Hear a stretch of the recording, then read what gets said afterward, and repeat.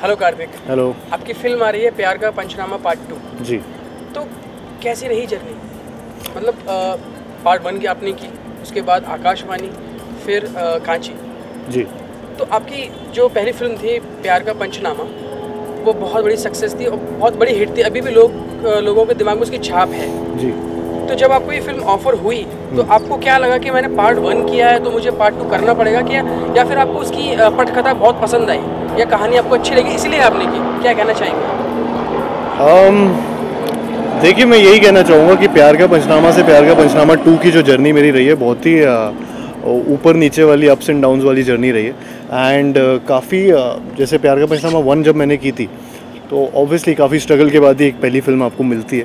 And जब when you don't have a godfather in the industry तो आपको थोड़ी जद्दोजहद करनी पड़ती है इसके लिए। एंड प्यार का पंचनामा 1 also happened after like 6 months of auditioning for the same film. तो उसके बाद जब प्यार का पंचनामा 1 हुई एंड देन आकाशवाणी हुई, तो आकाशवाणी मेरे को साथ ही साथ मिली थी। बेसिकली ऑडिशन आकाशवाणी का था, हुई फिल्म पहले प्यार का पंचनामा, फिर आकाशवाणी हुई। And Akashvani is again close to my heart. वो बहुत ही जिन्होंने भी अभी तक वो आकाशवाणी आज तक बहुत कम लोगों ने देखी है, लेकिन जिन्होंने देखी है वो काफ़ी क्रिटिकली अक्लेम्ड फिल्म थी और काफ़ी लोगों को पसंद आई थी। तो वो थोड़ी सीरियस फिल्म थी। पहली वाली मेरी कॉमेडी फिल्म थी। तीसरी वाली जो कांची मैंने की थी उसमें थोड़ा एक्शन था। एंड कैरेक्टर्स तीनों के बहुत अलग रहे। तो रज्जो से जो मैं गोगो के कैरेक्टर में अभी आया हूँ प्यार का पंचनामा 2 में, बेसिकली ऐसा कुछ मैंडेटरी नहीं था कि क्योंकि प्यार का पंचनामा 1 की है तो 2 भी करूँगा। उसमें ये चीज़ रहती है कि एक फेस वैल्यू प्यार का पंचनामा के साथ अटैच थी मेरी। जो मेरे डायरेक्टर जो लव सर हैं वो भी यही हमेशा से कहते हैं कि वो एक रिकॉल वैल्यू आती है जब आप सेम एक्टर को सीक्वल में लेते हैं।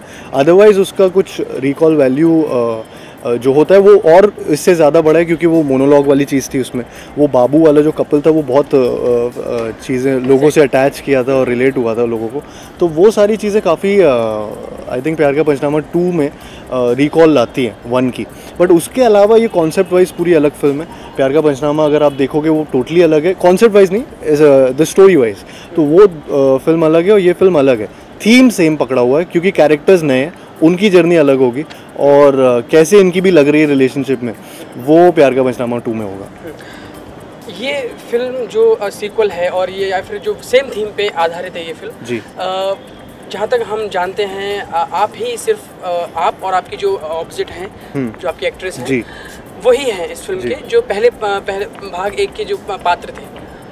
आप दोनों ने ही इस फिल्म को शायद अपने कंधों पे उठाया है। तो कितना मुश्किल था नए लोगों के साथ काम करना? एक तो ये फिल्म का बहुत ही यूनिक चीज़ जो यूएसपी, एक वन ऑफ द यूएसपीज है, वो एक ब्रोमांस इस फिल्म में बहुत ज़रूरी है। जैसे कि अगर आप फिल्में देखेंगे ज़िंदगी ना मिलेगी दोबारा या दिल चाहता है, या तो प्यार का पंचनामा भी एक ब्रोमांस वाली फिल्म होती है।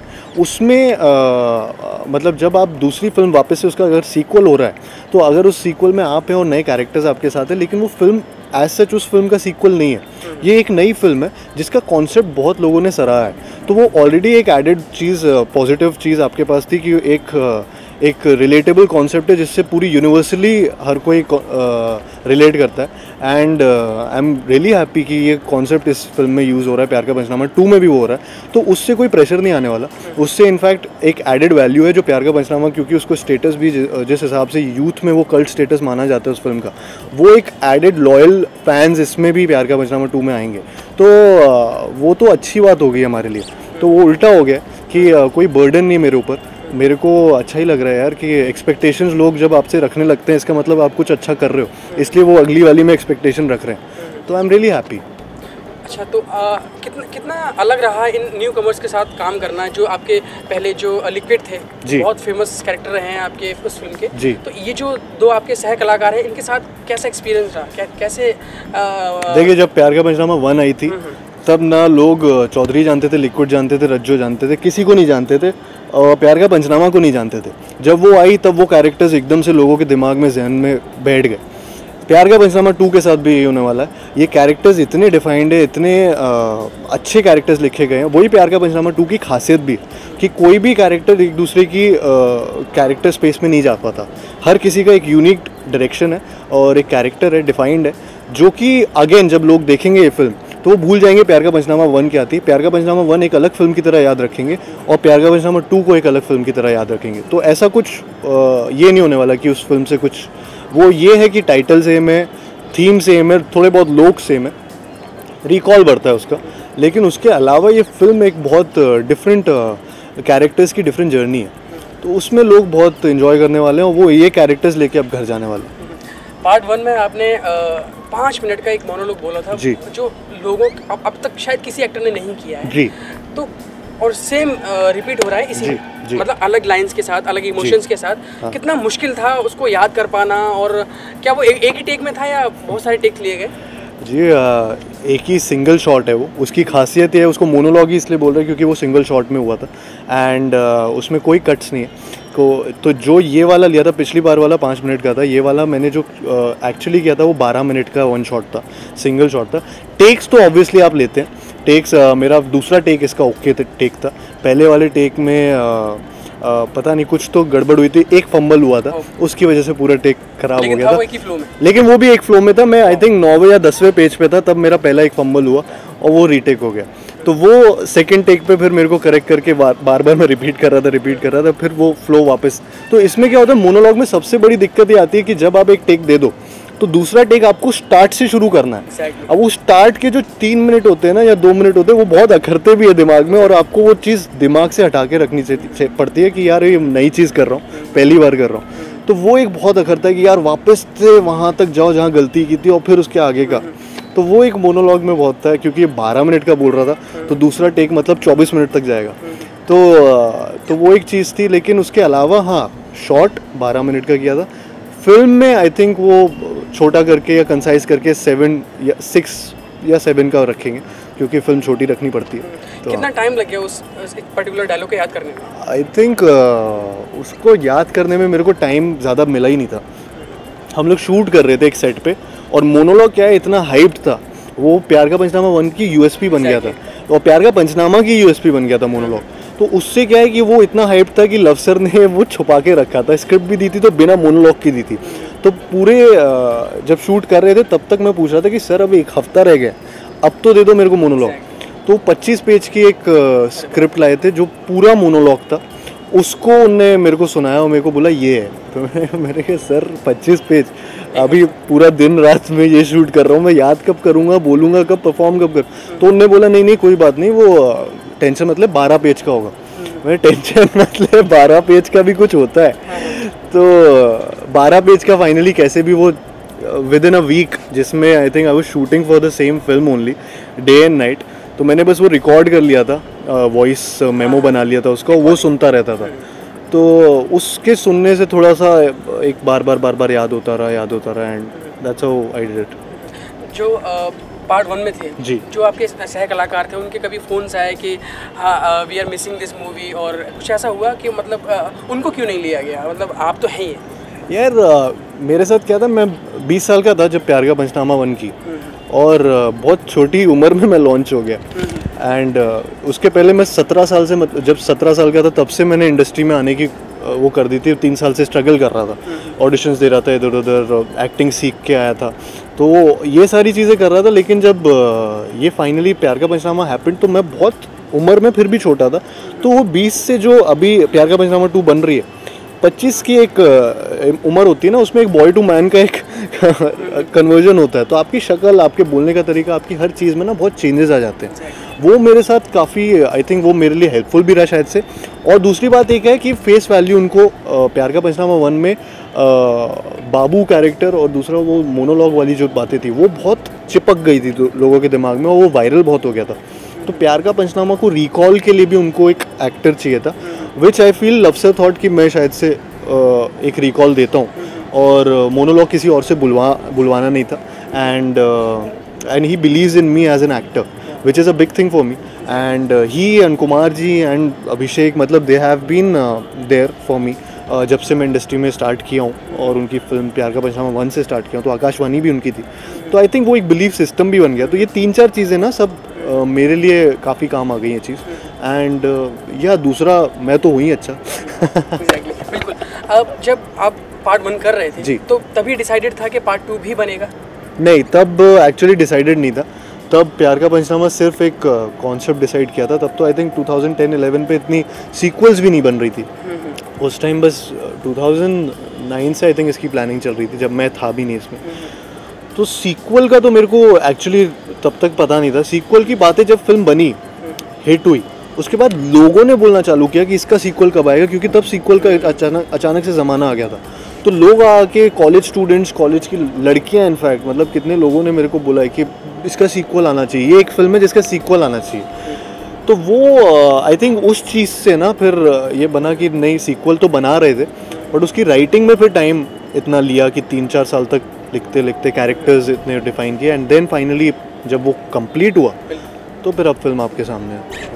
कार्तिक, जैसे पहली फिल्म लिखी जा चुकी थी और बहुत छा गई थी लोगों के दिलों पे, तो जब दूसरी फिल्म लिखी जा रही थी तो कुछ आपने उस पटकथा में अपने एक्सपीरियंसेस शेयर किए कि सर ये भी डाल दीजिए, ये भी डाल दीजिए, कभी कुछ ऐसा भी हुआ था, या कुछ और लोग भी शेयर कर रहे थे कि ये भी लिख दीजिए, या फिर एक ही I think Luv sir self sufficient है। उनने जो लिखा है वो उसमें कुछ ऐड करने की ज़रूरत ही नहीं, वो सारी चीज़ें इतनी ज़्यादा रिलेटेबल है ऑलरेडी। तो कुछ भी आप ही होते हो जो ऐसे बोल रहे होते हो यार ये तो मेरे साथ भी हुआ है, ये आपके साथ भी हुआ है या आपने कहाँ से लिखा है। लेकिन वो काफ़ी ऐसी चीज़ें होती है जो आप अपने दोस्तों में ऑब्जर्व करते हैं और उनके साथ हो रहा होता है, क्योंकि आप ऑब्जर्व कर रहे हो, आपको पता है उसकी कट रही है और वो समझ नहीं रहा है, वो प्यार में अंधा हो चुका है। तो मतलब एक्टिंग नहीं, आप जी रहे थे उसको? हाँ, जी रहा हूँ, अभी भी जी रहा हूँ। लेकिन वो बात ये है कि आप जीना, असल लाइफ में जीना और कैमरा के सामने जीना, कि कोई आपको बोल दे कि अपने जैसा आप बिहेव करो, वो सबसे ज़्यादा डिफिकल्ट पार्ट हो जाता है। तो I feel I am blessed that way कि प्यार का पंचनामा हैपेंड फॉर मी एंड प्यार का पंचनामा 2 इज हैपनिंग। तो जब ये फिल्म आपको ऑफर की गई या बताया गया कि सीक्वल बन रहा है, तो कुछ मतलब खुशी हुई या प्रेशर आ गया कि मुझे यार पार्ट 1 की कंपैरिजन में और अच्छा करना? कुछ ऐसा था कि हाँ देख लेंगे, इसके स्क्रिप्ट पढ़ लेंगे और जो भी होगा दिखाया जाएगा, कुछ ऐसा एटीट्यूड था? आई थिंक मैं बस ये बात से वो था कि प्यार का पंचनामा 1 में ऐसा क्या रह गया था जो प्यार का पंचनामा 2 में नहीं दिखा पाएंगे, क्योंकि मुझे स्क्रिप्ट नहीं पता थी। तो तब मेरे को थोड़ा सा कन्फ्यूजन था कि यार ये क्या हो रहा है। लेकिन जब नरेशन हुआ, it was we were in splits, मतलब it was a hilarious narration. हम लोग ऐसे थे कि ये सब भी बचा था, ये सब भी होता है, ऐसे कैरेक्टर्स, ऐसा वो सारी चीज़ों ने ना एकदम कॉन्फिडेंस बूस्ट कर दिया था कि यार प्यार का पंचनामा 1 में जो था वो अलग था, अब ये कैरेक्टर अलग है, इसके साथ ये चीज़ें बहुत सही हो रही हैं। तो वो काफ़ी रिलेटेबल। आप अब ट्रैक जब फिल्म देखेंगे, तब उसमें ट्रैक्स देखेंगे तो आपको समझेगा मैं क्या एक्चुअली बोल रहा हूँ। वो बहुत फनी चीज़ें हैं जो एक्चुअली होती हैं रियल लाइफ में।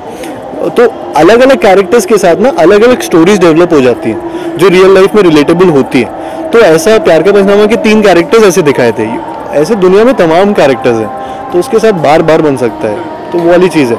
कार्तिक, फिल्म का कोई बेहद मुश्किल सीन जो आपको अभी भी याद आता है और रोंगटे खड़े हो जाते हैं कि यार वो चीज़ मुझे याद आती है और उस वक्त ये घटना घट गई थी, तो उसको आपने कैसे ओवरकम किया, कैसे संभाला? कुछ ऐसा कुछ आप हमारे साथ शेयर करें। ये वाली फिल्म में, इसी वाली फिल्म में आई थिंक ऐसे कुछ रोंगटे खड़े करने वाला कोई सीन प्यार का पंचनामा 2 में नहीं हो सकता। मेरे को मोशन सिक बहुत होता है। तो हम लोग यॉट में शूट कर रहे थे, गाना है हीरे। तो वो गाने के शूट के टाइम पे यॉट में बीच समुंदर में एक तो मोशन सिकनेस हो रहा है, उसके ऊपर से बोल दिया था कि समुंदर में कूदना है। तो वो एक था जिस टाइम में ऐसा था कि भाई मैं पहली बार यॉट में बैठ रहा हूँ, मेरे को मोशन सिक हो रहा है और आप अब बोल रहे हो कूद जाओ। तो वो एक नॉर्मल सी बात थी, मोन्टाज था।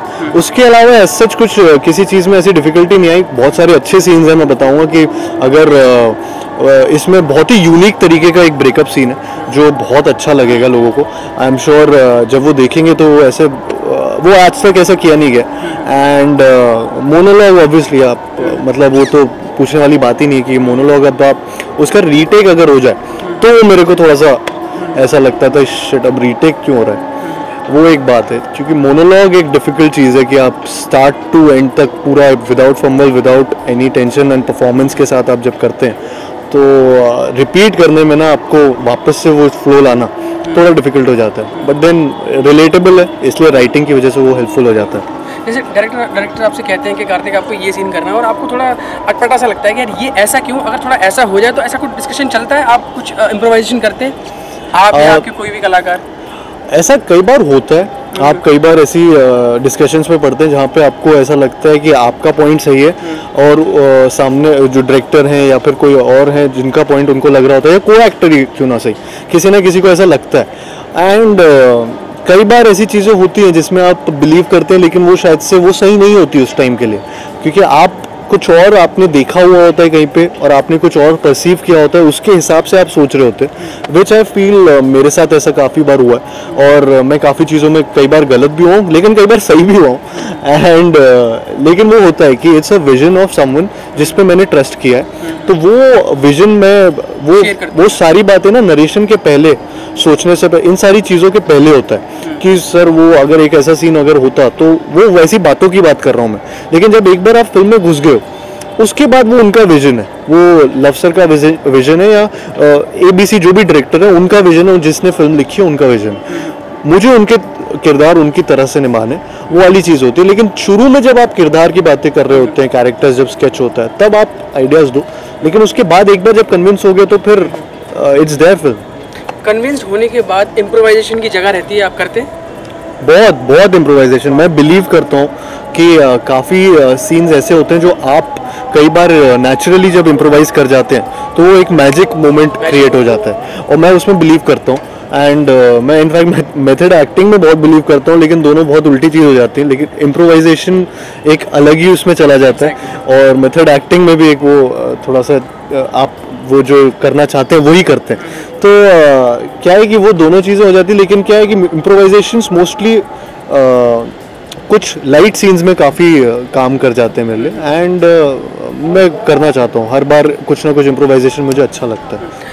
आपने बताया कि जब आप मुंबई आए तो 3 साल की बहुत जद्दोजहद थी, आपने ऑडिशंस दिए, तो क्या क्या मुश्किल आ रही थी जब कोई गॉडफादर नहीं होता है और अकेले ही संघर्ष करना पड़ता है इस इंडस्ट्री में? देखिए वो आई थिंक हर किसी के साथ होता है, मैं कुछ अलग नहीं हूँ। अगर मेरे मम्मी पापा डॉक्टर हैं, मैं क्लिनिक अगर खोलूँगा तो मेरे को आसानी हो जाएगी क्योंकि मेरे फैमिली में सब डॉक्टर्स हैं, बट अगर सेम ऐसे ही है, मैं अगर अच्छा बड़ा एक्टर बन जाता हूँ और मैं आगे जाके मेरे बच्चे हो रहे हैं तो वो स्टार किड कहलाएंगे, उनको थोड़ा सा मौका ज़्यादा मिल जाएगा। लेकिन ये है कि आपको हार्डवर्क और आपको टैलेंट ही आगे लेकर जाता है और वही सस्टेन करा पाएगा। आपको चांसेस मिल जाएंगे बट चांसेस को सस्टेन करने के लिए आपको टैलेंट चाहिए and I am really happy कि मैं एटलीस्ट जितना भी जो भी स्ट्रगल मैंने देखा है या खुद से देखा है अकेले मतलब संघर्ष जो भी किया है वो मेरी अपनी स्टोरी है, तो मैं I am more than happy कि मैं ऐसे जाके एक पॉइंट पे आ गया हूँ जहाँ पे मैं फिल्म्स कर रहा हूँ एंड मैं वैसे किरदार निभा पा रहा हूँ या मुझे मौका मिल रहा है वो निभाने का कि जो किरदार मैं करना चाहता हूँ, तो उसके लिए मेरे को इंडस्ट्री से बहुत खुशी है कि मेरे को उन्हें वेलकम किया एंड मतलब पूरी तरह से बाहर से मैं भी था एंड फिर भी welcome and this is the right time for all the youngsters, because मेरे को ऐसा लगता है मम्मी पापा ने सही टाइम पे पैदा कर दिया कि एक जनरेशन गैप आता है हर बार, तो एक वो जनरेशन गैप जो आ गया कि यंगस्टर्स को फिल करना है, तो वो एक फिलिंग टाइम अभी चल रहा है, उसमें मैं आ गया हूँ and I am really happy कि मैं भी एक स्पॉट अपना रख लूँगा। तो ये तो आपने बताया कि कैसे कैसे आप पहुँचे, थोड़ा हम पीछे जाएंगे आप और जानना चाहेंगे कि मतलब जब आप मुंबई आए तो कौन सी वो मुश्किलें थी जो तोड़ रही थी आपको, जो पीछे खींच रही थी? देखिए मैं क्योंकि मैं एक मिडिल क्लास फैमिली से बिलोंग करता हूँ, ग्वालियर का रहने वाला हूँ, वहाँ से मैं जब बॉम्बे भी आना था तो मैं वहाँ पे अपने घर वालों को भी नहीं बता पा रहा था कि मुझे एक्टिंग करनी है, जो कि हम लोगों को वहाँ पे बहुत डिफ़िकल्टी होती है क्योंकि मुंबई बहुत दूर है। मुंबई आना सब छोड़ छाड़ के और अपना अलग से एक्टिंग इंडस्ट्री जो आपको बिल्कुल नहीं पता जिसके बारे में, वो चीज़ों के लिए मैंने पढ़ाई का बहाना लिया, मैंने घर वालों को बोला मेरे को पढ़ना है, उसके लिए मैं दिल्ली गया। दिल्ली से मुझे लगता था ऑडिशंस का पता लग जाएगा, लेकिन वहाँ कुछ पता नहीं लगता था, तो 2 साल वहाँ पे रहा। फिर वहाँ से मुंबई में आया, मुंबई में पढ़ाई करने के लिए एंट्रेंस एग्ज़ाम क्लियर किया एक कॉलेज का, वहाँ से मैं ऑडिशंस का पता करता रहता था। मैं इंटरनेट का यूज़ करता था कि उसमें क्योंकि कास्टिंग डायरेक्टर्स को जानता नहीं था, तो मैं कहीं पे कभी फेसबुक पे ढूंढने लगा, किसी ने वॉल पोस्ट डाल दिया हो कास्टिंग का, कोई कास्टिंग कॉल्स ढूंढता रहता था कहीं से पता लगे। इसी टाइम पे मैंने बीच में एक एक्टिंग स्कूल भी ज्वाइन कर लिया था जिसमें एक्टिंग भी सीख रहा था, तो कॉलेज छोड़ के मैं ये सब सारी चीज़ें कर रहा था एंड ट्रैवल करता था यहाँ से ले तक, मतलब बेलापुर में रहता था, वहाँ से मैं लोखंडवाला आता था एंड मतलब रहा है स्ट्रगल रहा है काफ़ी, मतलब आप जब तक आप धक्के नहीं खाएंगे तो जो आपको फल मिलेगा आगे जाके उसका उतना स्वाद नहीं आएगा, तो वो वही वाली बात है। तो इस दौरान आपने बोला हुआ था अपने पेरेंट्स को कि मैं पढ़ाई कर रहा हूँ? मैं इस दौरान मम्मी पापा को यही लग रहा था मैं पढ़ाई कर रहा हूँ। जब तक मुझे फिल्म नहीं मिली थी तब तक मैंने ठान के रखा था कि अगर नहीं मिलेगा तो अलग ही बात है, मिल गया तो फिर तभी बताऊंगा मैं उनको, अदरवाइज मतलब नहीं है। तो जज्बा कायम रहा कि कभी बीच में टूटा भी कि यार कई बार टूटता है यार, कई बार टूटा है, मतलब कई बार आपको ऐसा लगा है कि यार छोड़ दो, नहीं हुआ। शुरू में बहुत लगता था एंड तो वो कोई ऐसा कोई वाकया शेयर करें कि आई थिंक कई बार ऐसा होता था कि मैं ऑडिशंस के लिए जाता था, पूरी तैयारी के साथ जाता था और आपको हर बार कई बार अनफिट बोल देते थे, कई बार आपको बाहर मतलब काफ़ी ऑडिशंस ऐसे दिए, कई बार छुटपुट इधर उधर के एड्स भी किए जो आज तक रिलीज़ ही नहीं हुए, मतलब छोटी छोटी कंपनीज़ के किए। तो वो सारी चीज़ें जब आप करते हैं और पैसे नहीं होते, ये सारी चीज़ें जब होती हैं तो आपको थोड़ा सा तो लगता है कि यार इससे अच्छा मैं घर चला जाऊँ शायद से, तो एक्टिंग छोड़ दूँ। But I think I am blessed कि मेरे को वो वाला दिन भी देखे हैं मैंने एंड अभी मैं इधर पे हूँ, तो इसीलिए मेरे पास एक जर्नी है मेरी खुद की, जो मेरी जर्नी है and I am really happy कि एक जर्नी होनी चाहिए, लोगों को धक्के लगने चाहिए, उनको रियलिटी चेक मिलना चाहिए एंड उसी से आप ग्रो करते हैं, उसी से आप जहाँ हैं वहाँ पे पहुँच पाते हैं। अदरवाइज़ मेरे को अगर मेरी प्लेट पे सजा के सब दे दिया जाता तो मैं उस चीज़ की वैल्यू नहीं रखता। मैं इस चीज़ की वैल्यू रखता हूँ कि मैं आज यहाँ पे खड़ा हूँ, मैं आप मेरा इंटरव्यू ले रहे हैं, ये मेरे लिए एक बहुत बड़ी सौभाग्य की बात है and I am happy and I am blessed and I am really happy that I have parents like my mom and dad and a family like that, जिन्होंने मेरे को हमेशा ग्राउंडेड रखा है एंड यही एक चीज़ है। लेकिन धक्के बहुत खाते हैं यार, ऑडिशंस कैंसिल हो जाते हैं, आप 2.5-3 घंटा ट्रैवल करो, कैंसिल हो जाते हैं, फिर वापस जाओ, तो वो सारी चीज़ें बहुत हुई हैं। तो आपकी फैमिली का क्या रिएक्शन था जब आपने उनको बताया कि मुझे पहली फिल्म मिल गई है? जी रिएक्शन बहुत अच्छा था, शॉकिंग था उनका रिएक्शन बेसिकली बहुत, उनको पता नहीं था कि ये कहाँ से अचानक से हो गया एंड उनको बिलीव ही नहीं था कि ये मैं झूठ बोल रहा हूँ ये। तो मम्मी मेरी बाकायदा आई थी ग्वालियर से मुंबई, वो और मेरी मौसी और मैं बैठे थे डायरेक्टर के साथ, और मेरे डायरेक्टर ने उन्हें ऑडिशन टेप दिखाया कि ये है आपका बेटा, ये एक्टिंग करना चाहता है, आपको 4 साल से नहीं बोल पाया एंड तो फिर उनने जब देखा प्रोडक्शन हाउस ऑफिस देखा तो थोड़ा सा बिलीव हुआ, फिर वो लोग ने भी बोला कि कैरी ऑन कर, और फिर उन्होंने सपोर्ट किया तब से। कार्तिक आपसे बात करके बहुत अच्छा लगा और ये हमारी शुभकामना है कि आपकी ये फिल्म एक बड़ी हिट साबित हो, जो कि आपका पार्ट 1 था, जो पहली फिल्म थी, और उससे भी बड़ी एक हिट फिल्म साबित हो, ये हमारी शुभकामना है। और आप ऐसे ही आगे बढ़ें और अच्छी हमें तरह तरह के रोल्स में दिखाई दें, ऐसा हम आपके लिए सोचते हैं। Thank you so much, thank you.